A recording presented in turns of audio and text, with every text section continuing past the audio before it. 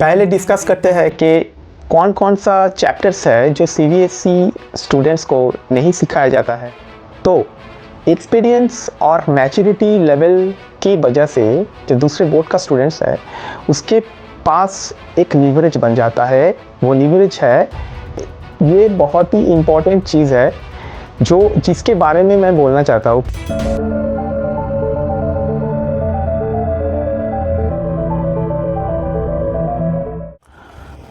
Hello dear students and parents, आप सबको बहुत बहुत स्वागत है आपका अपना चैनल बीइंग मैथमेटिशियन में। मैं कौशिक, मैं मैथमेटिक्स सिखाता हूँ। बहुत सारे स्टूडेंट्स एंड पेरेंट्स बार बार मुझे बहुत दिनों से ये क्वेश्चन पूछ रहा है कि सर सीबीएसई का जो मैथ सिलेबस है उसको 5 से 10 तक पढ़ने के बाद क्या हायर मैथमेटिक्स में कोई कैंडिडेट का कोई प्रॉब्लम होगा? क्या सीबीएसई का math syllabus is very good for higher mathematics? ये क्वेश्चंस मुझे बहुत सारे लोग, बहुत सारे गार्जियन पूछता है, हमेशा पूछ रहा है। मुझे उसका बार बार रिप्लाई देना पड़ रहा है, उसको समझाना पड़ रहा है, उसको एनालिसिस करके देना पड़ रहा है।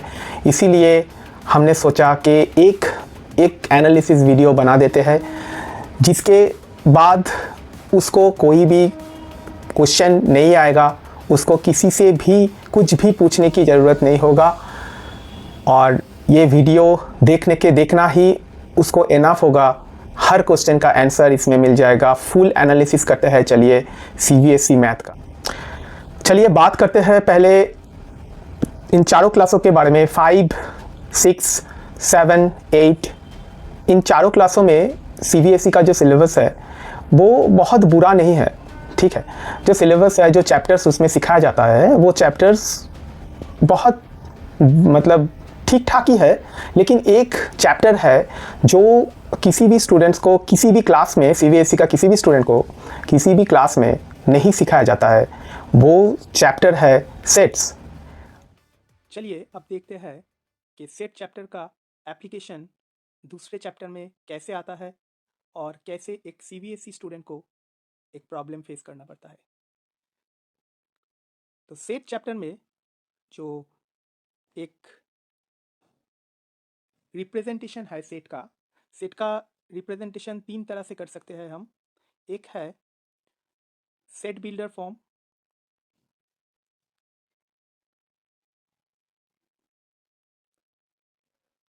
नंबर 2 है रोस्टर फॉर्म,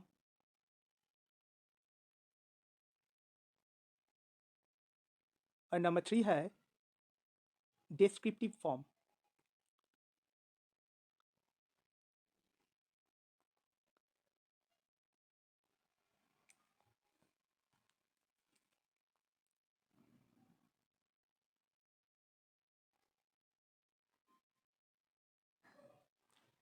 तो इन 3 तरह से कोई सेट को रिप्रेजेंट किया जाता है, ठीक है।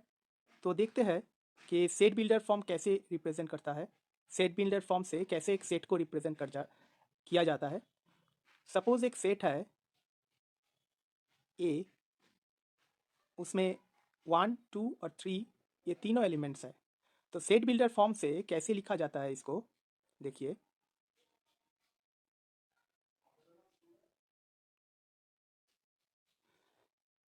ए is equal to with in second bracket x such that x less than equal to 3 for all x belongs to natural number.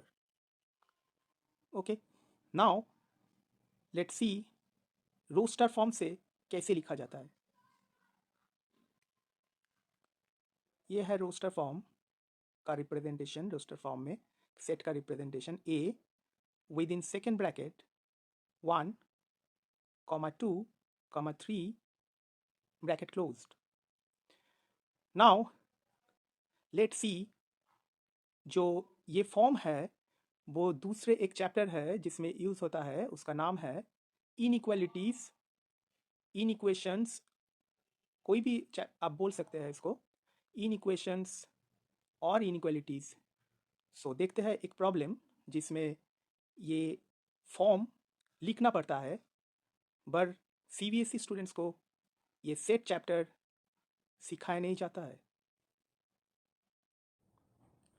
चलिए एक बेसिक सा इनइक्वेशंस का प्रॉब्लम ले लेते हैं और देखते हैं कि ये रिप्रेजेंटेशंस ऑफ सेट्स कैसे इसमें यूज़ होता है।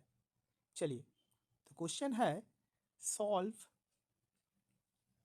The inequalities which is 2x minus 1 lesser equal to x plus 2 where x is natural number. Now let's solve this.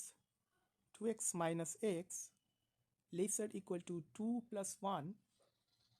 Now x is lesser equal to 3. Now when we have to write the solutions, then we must use the roster form. यहाँ पर solution लिखने के लिए मुझे roster form जानना है, नहीं तो एक स्टूडेंट्स इसमें सॉल्यूशन नहीं लिख पाएगा। देखिए कैसे सॉल्यूशन लिखा जाता है। तो x is equal to, because x is a natural number, so x must be 1, 2 and 3. So this format is the roster form of the representation of a sets. तो एक स्टूडेंट्स जब लीनियर इनइक्वेशंस करेगा, अगर उसको सेट का ये representation पता नहीं होगा तो कैसे वो इसको लिख पाएगा। फिर तो उसको सेट सिखाना होगा, फिर ये लिख पाएगा। तो ये है सेट ना सीखने का एक एग्जाम्पल, जो क्या प्रॉब्लम होता है, इसका पूरा एनालिसिस। अब एक बात हम शेयर करना चाहते हैं सब लोगों से कि जो सीबीएसई का जो एनसीईआरटी का बुक है, उसका जो सम का जो क्वांटिटीज़ है, वो क्वांटिटीज़ बहुत ही कम है।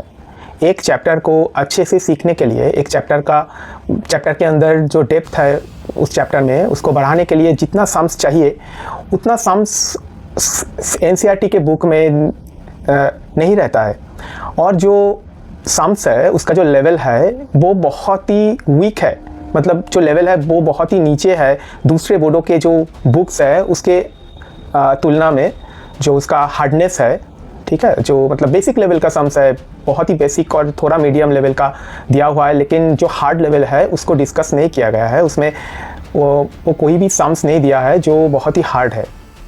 चलिए अब बोलते हैं क्लास 9 और 10 के बारे में। इन दोनों क्लास में बहुत कुछ है बोलने के लिए, जिसकी वजह से जो सीबीएसई का स्टूडेंट्स है वो दूसरे बोर्डों के स्टूडेंट्स से पीछे हो रहा है। चलिए स्टार्ट करते हैं क्लास 9 और 10।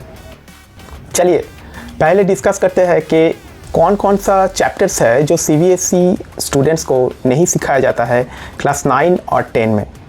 Number 1 matrix, number 2 ratio proportion algebraic applications, number 3 theorems on area, number 4 construction of tangents and constructions of circumcircle and incircle of regular hexagon, number 5 area related theorems and properties in similarity, number 6 alternate segment theorem in circle, number 7 straight line in coordinate geometry, number 8 Pythagoras theorem and its application, number 9 is logarithm and number 10 is geometric progression.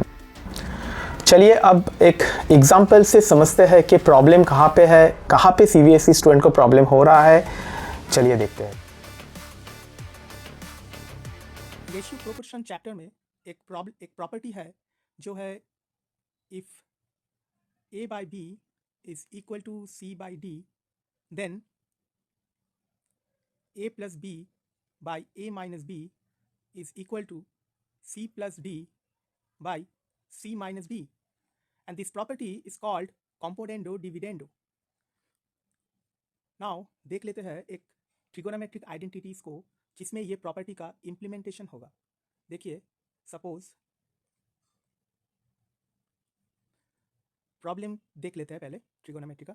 If 3 tan A into tan B is equal to 1, then prove that 2 cos A plus B is equal to cos A minus B. Now चलिए इसको solve करते हैं और देखते हैं कि ये component और डिविडेंड जो प्रॉपर्टी है रेशियो प्रोपोर्शन का वो कैसे यूज़ होता है. चलिए now we have 3 tan A tan B is equal to 1. Now let split tan A into sin A by cos A.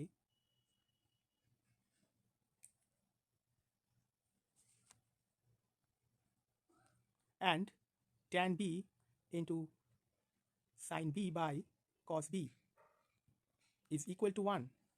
Now let's move 3 to the right hand side and we get sin A sin B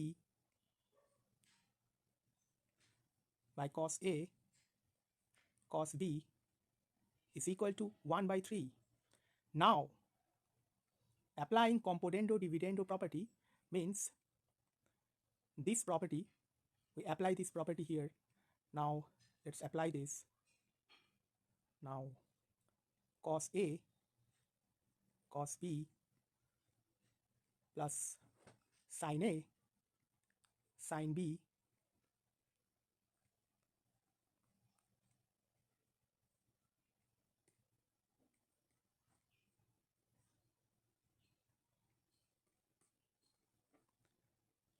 by cos A cos B minus sin A sin B is equal to 1 plus 3 by 3 minus 1. Now we know that this property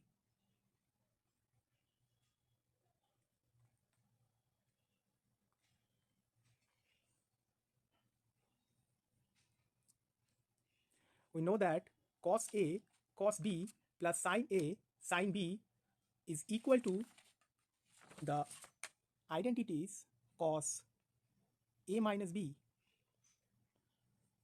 and cos A cos B minus sin A sin B, it will be cos A plus B, and it is equal to 4 by 2, it is 2. So 2 cos A plus B is equal to cos A minus B. It is proved. So ये identity problem trigonometry का class 11 में है और उसमें यहाँ पर जो property लग रहा है वो है कॉम्पोनेंटो डिविडेंडो, जो रेशियो प्रोपोर्शन का एल्जेब्रिक एप्लीकेशन चैप्टर में है, जो CBSE में कम्प्लीटली ओमिटेड है. तो जो CBSE का स्टूडेंट्स है वो इस प्रॉपर्टी को यहाँ पर यूज़ करने में बहुत ही प्रॉब्लम फेस करता है. उसको पता नहीं चलता है कि ये प्रॉपर्टी कहाँ कहाँ पे यूज़ होगा, क्योंकि वो लोग क्लास 10 तक ये प्रॉपर्टी नहीं सीखता है. डायरेक्ट 11 में आके उसको पता चलता है कि ये प्रॉपर्टी है, इसको यहाँ पर अप्लाई करना चाहिए, यहाँ पर ऐसे हो जाएगा अप्लाई करने से. तो इसलिए जो अदर बोर्ड का स्टूडेंट्स है वो CBSE स्टूडेंट से थोड़ा ज़्यादा आगे निकल जाता है. यहाँ पर प्रॉब्लम है. आप लोगों ने देख लिया कि एक रेशियो प्रोपोर्शन का जो प्रॉपर्टी है वो कैसे एक ट्रिगोनोमेट्रिक आइडेंटिटी में अप्लाई हो रहा है. ऐसे ही रेशियो प्रोपोर्शन का बहुत सारा प्रॉपर्टी है जो ट्रिगोनोमेट्रिक आइडेंटिटीज़ एंड बहुत सारे अलजेब्रिक चैप्टर्स में यूज़ होता है, पर उसको CBSE स्टूडेंट्स को नहीं सिखाया जाता है.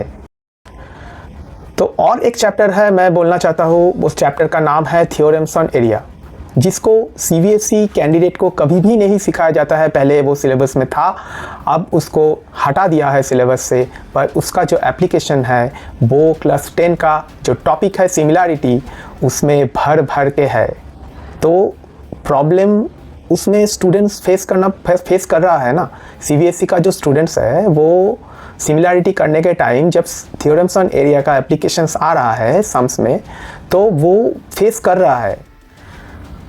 तो एक सीधा सा क्वेश्चन मैं आप लोगों से पूछना चाहता हूँ कि जो दूसरा बोर्ड है, दूसरा बोर्ड के कैंडिडेट्स है जिसको ये सब चैप्टर 5 से 10 तक सिखाया जाता है, वो फ्यूचर में अच्छा परफॉर्म करेगा, या जो CBSE कैंडिडेट्स है जिसको ये चैप्टर नहीं सिखाया जाता है वो अच्छा परफॉर्म करेगा?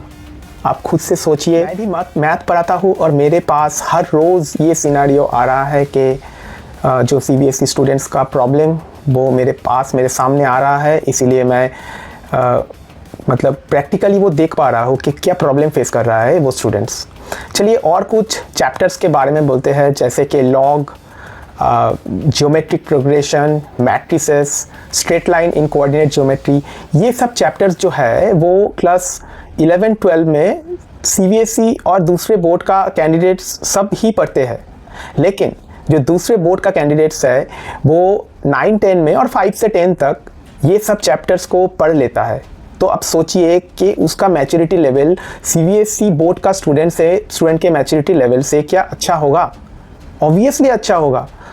वो बहुत ही एक्सपर्ट बन चुका है, जबकि CBSE बोर्ड का स्टूडेंट्स तब जाके 11-12 में सीख रहा है वो चीज़, और उसके बाद उसको परफॉर्म करना पड़ रहा है। तो एक्सपीरियंस और मैच्योरिटी लेवल की वजह से जो दूसरे बोर्ड का स्टूडेंट्स है उसके पास एक लीवरेज बन जाता है। वो लीवरेज है quantity of sums per day. ये बहुत ही इम्पॉर्टेंट चीज़ है जिसके बारे में मैं बोलना चाहता हूँ कि quantity of sums per day क्या है, कि एक स्टूडेंट्स हर दिन कितना सम्स कर रहा है। ठीक है, 11-12 में ये जो क्वांटिटी है वो बहुत ही ज़्यादा है। तो क्या हो रहा है कि CBSE का जो स्टूडेंट्स है उसके उसका एक्सपीरियंस और जो मैच्योरिटी लेवल है ये सब चैप्टर में नहीं है और नहीं बन पा रहा है, इसीलिए उसका क्वांटिटी ऑफ सम्स घट रहा है। हर रोज़ एक दूसरे बोर्ड के स्टूडेंट्स जितना सम्स कर पा रहा है, CBSE बोर्ड का कोई भी स्टूडेंट्स उतना सम्स नहीं कर पा रहा है। जो लोग ये जो टॉपिक मैंने बोला है वो 11-12 में ही सीख रहा है, वो उसमें नहीं कर पा रहा। तो क्वांटिटी ऑफ सम्स कम होने के वजह से क्या हो रहा है कि CBSE स्टूडेंट को जो मैथमेटिक्स में उसका बहुत चैप्टर में बैकलॉग हो रहा है और उसका इंटरेस्ट धीरे धीरे कम हो रहा है। तो फिर वो स्टूडेंट्स मैथ करना छोड़ रहा है, या मतलब बहुत ही पीछे हो रहा है दूसरे बोर्ड से। तो उसका मोटिवेशंस नहीं बन पा रहा है कि वो मैथ कर पाएगा या कोई भी नेशनल जो एग्ज़ाम है वो क्रैक कर पाएगा। CBSE मैथ का सच क्या है वो मैं आप सबको समझाने का कोशिश किया है। तो आप लोगों को क्या लगता है, CBSE मैथ सिलेबस क्या ठीक ठाक है या कुछ प्रॉब्लम है जो फ्यूचर हायर मैथमेटिक्स स्टडीज़ में जेन्युइन प्रॉब्लम क्रिएट कर रहा है? आपका कोई भी ओपिनियन है, कोई भी आप कुछ भी बोलना चाहते हैं, कमेंट करके बोलिए इस वीडियो में। और मेरा एनालिसिस कैसा लगा आप लोगों को ये बताना मत भूलना। तो ऐसे ही इम्पॉर्टेंट टॉपिक का फुल एनालिसिस वीडियो के लिए इस चैनल को सब्सक्राइब कर लीजिए। तो thank you for watching and thank you for your time.